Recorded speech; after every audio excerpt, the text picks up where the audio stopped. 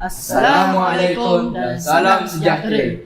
Kami dari pasukan Think Tanker mewakili Kelab Robotik SK Taman Syugombak 2. Saya Haris Esri, selaku jurutera perisian.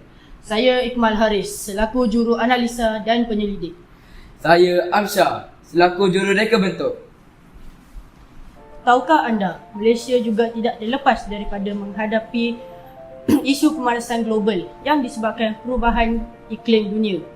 Malaysia telah mengalami peningkatan suhu sebanyak 0.18 darjah Celsius setiap dekad sejak tahun 1451 dan dianggarkan akan meningkat sebanyak 2 darjah Celsius menjelang tahun 2041 sehingga 2050 disebabkan ketidaktentuan cuaca.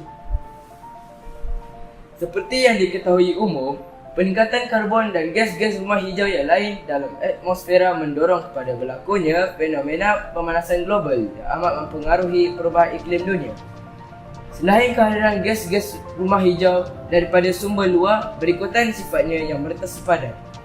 Peningkatan gas rumah hijau di Malaysia juga berpunca daripada sumber tempatan.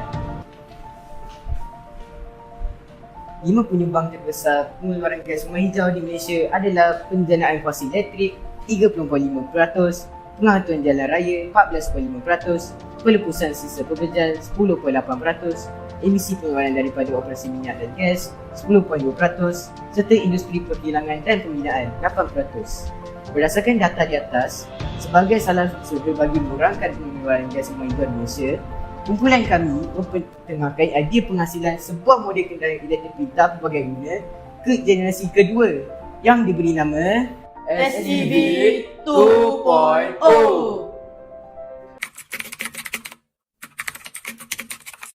Model kenderaan pintar ini dibina menggunakan Artek Robo.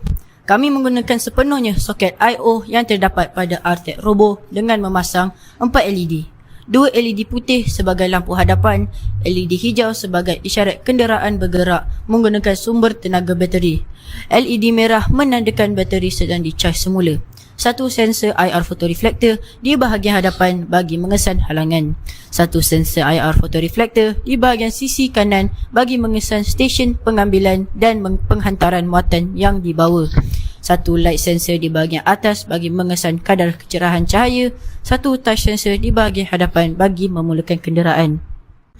Ciri unik yang terdapat pada rekaan kenderaan kami ini ialah keupayaannya untuk dicas semula menggunakan tenaga solar atau menggunakan sistem pengecasan tanpa wayar yang terdapat pada lorong khas di Lebuh Raya. Menerusi keupayaan ini, tenaga elektrik pada bateri boleh sentiasa dicas semula sepanjang perjalanan. Ia boleh bergerak dari satu destinasi secara autopilot dan boleh mengambil dan meletakkan muatan pada lokasi yang ditetapkan. Ia juga mempunyai sensor pengesan halangan yang berupaya menghentikan kenderaan jika terdapat halangan di hadapan. Kami akan menunjukkan uji cuba kenderaan pintar kami untuk mengambil dan menghantar muatan dari titik A ke titik B dan kembali ke titik permulaan secara otomasi.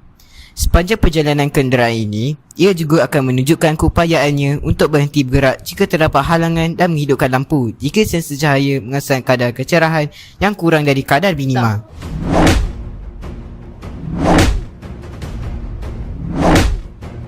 Apabila push button ditekan, kenderaan ini akan mengeluarkan bunyi beep sebanyak 3 kali dan akan menghidupkan lampu LED hijau sebagai tanda kenderaan akan mula bergerak. Kenderaan akan menuju ke titik A dan berhenti untuk mengambil muatan. Kenderaan akan meneruskan perjalanan apabila muatan telah berjaya diletakkan di ruangan kargo. Sepanjang perjalanan ke titik B, jika tahap kuasa bateri kenderaan melepasi tahap minima tenaga yang diperlukan, kenderaan ini akan secara automasi akan menukar rolong kelaluan yang terdapat pengecasan tanpa wayar untuk meningkatkan kembali tahap kuasa bateri. Kenderaan akan meneruskan perjalanan sambil mengecas semula bateri. Menerusi pendekatan ini, ia mampu mengatasi isu kekurangan dan kesesakan pada stesen pengecasan konvensional dan mengelakkan kehilangan masa dan memastikan kenderaan sentiasa dapat bergerak ke destinasi yang dituju tanpa perlu berhenti untuk mengecas bateri.